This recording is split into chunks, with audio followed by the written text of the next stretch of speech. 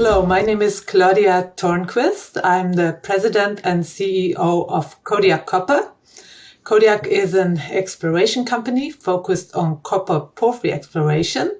Our main project is MPD, a porphyry project in southern British Columbia, where we made a discovery about 2 years ago called the Beyer Zone, have since executed large drill programs last year and this year, and we're very successful in expanding upon our discovery, extending it, and have also recently made another discovery called the Beyer Zone. Well, hello, how are you? We bumped into each other when you were in London doing your massive European roadshow, which seemed to work. Share price up at 109. So people are listening to your copper story, it seems. Well, there's certainly a lot of interest in copper at the moment, and our story tells very well because we are financed. We executed a very large drill program, 26,000 meters this year, have still lots of results coming. So good news flow, no need to go back to the market and raise finance. And so, yeah, it's a very exciting time. I think that's a very important point you make there. You know, having cash gives you optionality. You're not having to rush back to the market and, raise expensive money, and you get to choose at what speed you spend that at. So let's talk about 2022 first before we get into 2023. So you're at 26,000 meter plus drill program completed, 41 holes. How many assays have come back? So far, we have 9 holes back, so still a lot coming in the new year. Right. Okay. And what's your expectation in terms of how the market will react to that? Because given at the end of September, you released some, like over 1%, over like circa 120 meters of copper equivalent. Market didn't really react, and it kind of seemed to shrug its shoulders somewhat. Now, we've had some good news out today in terms of inflation rates out of the US. Do you think the mood is changing? Do you think you'll get a better reception when the remainder of the assay results come out? We've certainly seen a lot more life in the copper market, in the copper price. So just recently, and today's announcement with respect to US inflation, dollar down, etc., that's certainly also a positive for commodity prices. So yeah, I'm very optimistic for the next year. And at the end of the day, it's really the long-term picture that counts. Like the market is up and down, but really in the longer term, the fundamentals for copper are extraordinary and very, very positive because of the whole green transition, energy transition.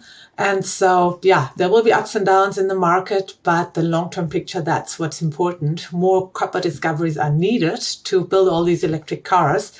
And that's really what Kodiak is about. Right. Okay. So in talking of discoveries, you've made another one, the Beyer Zone. So you've been talking to us so far about the Gate Zone.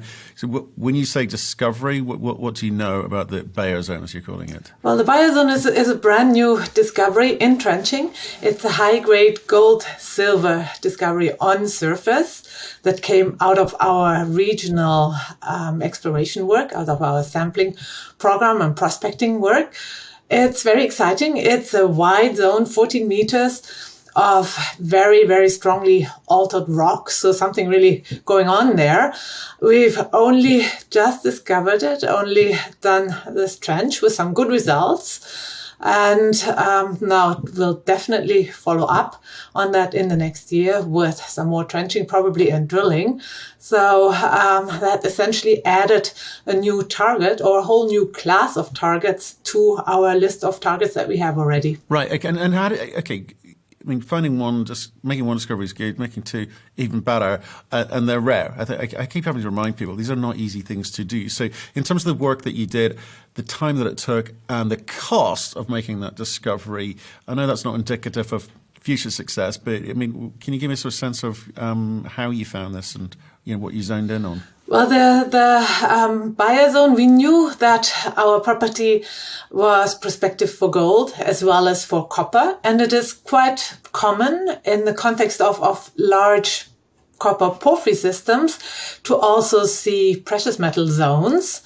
And from historic exploration, we knew there were some good gold values. And then during our prospecting, we found a very high-grade gold sample just where the Beyer Zone is. And that then led to the trenching. And we then came up with the recent discovery. It's a start, but a very exciting one. Help me with because I think, again, I'm sort of keen on sort of introducing people investors from outside of natural resources to kind of come in and kind of get into certain theses. Obviously, copper is a very, very big one. People have come into looking at it because of the EV revolution, but there's also, infrastructure programs as well going on. So when companies say we've made a discovery, how does it qualify as such? Well, discovery is always a first step. If you take the Gate Zone, it was 2 years ago that we drilled a hole. That was really a transformative moment for the company. We saw a big spike in our share price and were able to raise over $12 million. It was a nice, long, high-grade copper-gold intercept. And what followed are 2 years of drilling now. And now we have extended the Gate Zone to 1 kilometer of length, north-south, across about 350 meters east-west and down to a depth of 900 meters. So we've really drilled quite a sizable amount of mineralization. And that's very encouraging progress. We see a lot of size and size potential. It could be even bigger here. And that's sort of where we got to with the Gate Zone. And now we just discovered the Beyer Zone, and also very promising start, but more work needed. We'll be trenching and drilling and just see how much mineralization is it, how big is it, how is it oriented, how deep down does it go, and just explore it further and see what we really have there. Right. Okay. So let's look at $8 million in the bank, and let's look at what 2023 needs to deliver for you as a company, because it's been a difficult year for equities. I would say copper's had a sort of a bit of a run at the beginning of the year and it's come off in terms of price, and that sort of has influences a lot of the equities of the copper explorers. So how do you position yourself for success in 2023? What do you need to deliver in terms of the narrative, in terms of the outcomes? Well, the name of the game for Kodiak is really discovery. We have now started to take the approach that was successful at the Gate Zone that led to our discovery and apply this to other targets on the property, other copper targets that are very similar to Gate in that they were previously drilled by previous operator and have some shallow mineralization already. And we will test deeper and see whether we can find, just like at Gate, higher grade mineralization. So we have a number of copper targets lined up that we have started drilling already this autumn and will continue to drill next year with the aim to discover the next Gate Zone. And now with the Beyer Zone discovery, we discovered a precious metals zone, which is in a long, over 2 kilometer corridor of gold soil anomalies. So there are multiple other similar targets to Beyer. And so we now have the Beyer Zone, obviously, which we will explore further, but also multiple other lookalike targets to Beyer that we will also test for gold and precious metals mineralization. So lots and lots of where's the value targets. come from, though? Sorry to interrupt. Where's the value come from? Because obviously the model there is, if I make a discovery, the hypothesis is, if I make a discovery, we get credit for that. We get valued for that. And you can sort of keep making multiple discoveries. And at some point, you've got to then do something with those discoveries. So how much longer of the discovery phase do you think you want to run? And how long before you think you'll be put under some pressure, not pressure, how long before the board decides they need to kind of then work out how do you monetize each of these discoveries? That's a good question. It is a strategic choice for our company. We could go and start defining a resource on the Gate Zone and work that way.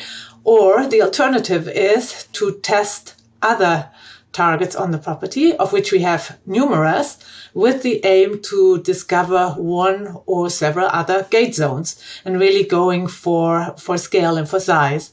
And that, for now, is our strategy. So next year will all be about discovery.